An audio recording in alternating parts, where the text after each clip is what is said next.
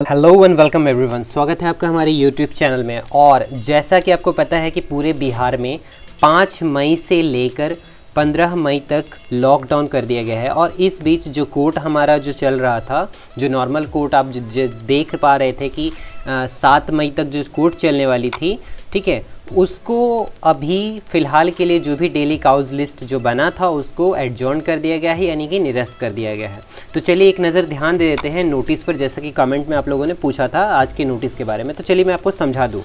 Kindly take notice that during the period of lockdown, यानी कि 5 मई से लेकर 15 तक आपको ये जान लेना होगा कि जो भी डेली काउज लिस्ट बनता था, डेली काउज लिस्ट का मतलब जो भी आप देखते थे कि जो सुनवाई होती थी 26, ठीक, देखिए यहाँ पे जो काउज लिस्ट बना था 26 तारीख का जो काउज लिस्ट था, उसी से केस की सुनवाई होती थी।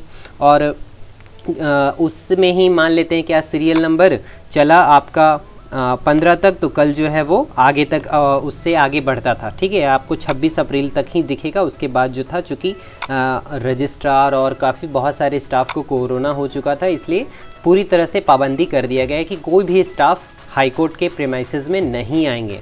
ठीक है, तो जो भी केसेस होते थे, ऑनरेबल जजेस जो होते थे खुद अपने डिस्क्रेशन से, अपने इच्छा अनुसार वो केसेस हैंडल करते थे। तो ये जो आप लिस्ट देखते हैं 26 अप्रैल का, 1 मिनट खुलने में टाइम लग रहा है थोड़ा, तो इसी से जो केसेस की सुनवाई होती थी। अब जो है चूँकि लॉकडाउन कर दिया गया है, आपको नोटिस जैसा कि मिल ही रहा होगा।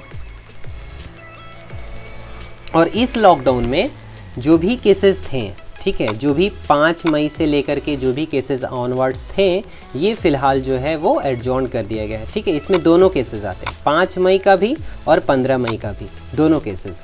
ठीक है, ये हो गया। कहने का मतलब जो 26 का नोटिस था, 26 अप्रैल का जो काउज लिस्ट पे जो भी डेट आप चढ़े, तो मान लेते हैं कि किसी का 15 तक हुआ होगा, किसी का 25 तक गया होगा सीरियल नंबर में, तो कहीं तक गया हो, 7 मई तक चूँकि चलना था उसी बेसिस पे, तो अभी फ़िलहाल के लिए एडजॉर्न कर दिया गया है। इसके बाद भी ये लिखा गया है कि that the matter likely to be listed between 5/5/21 और 13/5/21। कहने का मतलब जो भी मैटर होने वाला था 5/5 से 13/5, मान लेते हैं कि किसी का पहले से रेगुलर बेल पेंडिंग है, उसमें अगर डेट पड़ा हो कि चलिए 7 तारीख को सुनवाई होगी, 8 तारीख को सुनवाई होगी, अगर वो उसका पहले से अगर डेट था मेंशन, तो वो सारे केसेस जो होंगे वो एडजॉर्न में चले जाएंगे। एडजॉर्न मतलब फ़िलहाल के लिए उसको निरस्त कर दिया गया है।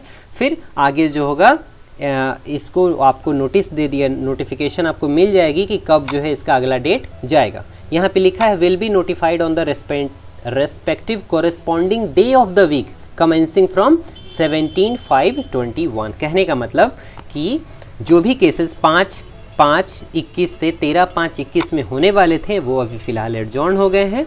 और ये सारे केसेस जो होंगे वो 17/5 यानी कि 17 अप्रैल से लिया जाएगा।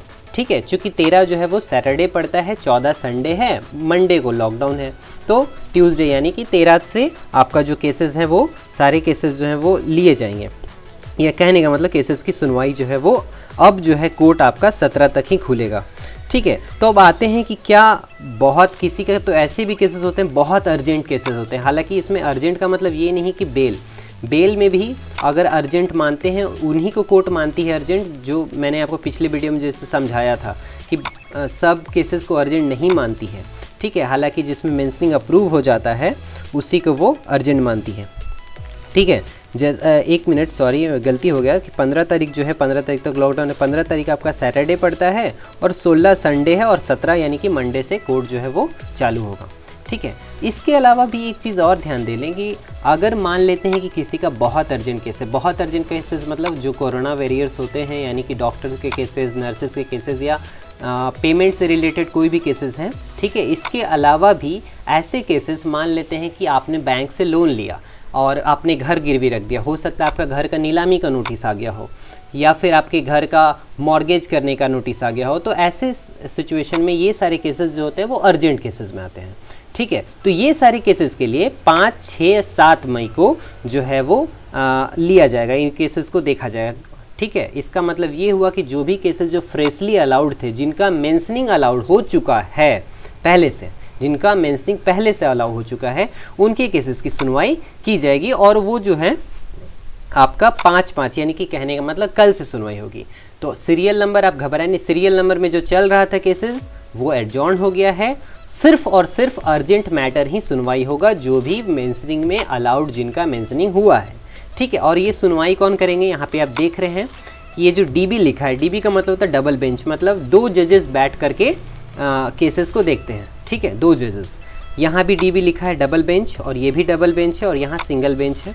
तो ये सारे आप देख रहे हैं, ये सिर्फ और सिर्फ अर्जेंट केसेस के लिए है, जो फ्रेशली अलाउड है, फ्रेशली फाइल्ड नहीं, फ्रेशली फाइल्ड मतलब हाल ही में फाइल किया गया नहीं, फ्रेशली अलाउड कहने का मतलब जो अभी हाल ही में अलाउ किया गया है मेंशनिंग और बहुत एक्सट्रीम अर्जेंट में आते हैं, उनके केसेस की सुनवाई 5, 6 और 7 मई को होगी। उसके बाद जो होगा आपको नोटिस दे दिया जाएगा कि उसके बाद क्या होगा। फिलहाल अभी आप लोग इतना जान लें कि जो भी आपका केसेस बेल का था, जो भी आप देख रहे थे सीरियली जो चल रहा था, वो फिलहाल एडजॉर्न कर दिया गया है। तो आज के नोटिस में इतना ही है। कुछ खास और आपको अपडेट्स आएंगे तो मैं आपको इन्फॉर्म कर दूंगा, ठीक है। अगर आप चैनल पे नए हैं तो चैनल को सब्सक्राइब कर लें और बने रहें हमारे साथ। कोई प्रश्न है आपका तो कमेंट बॉक्स में पूछ सकते हैं। जय हिंद।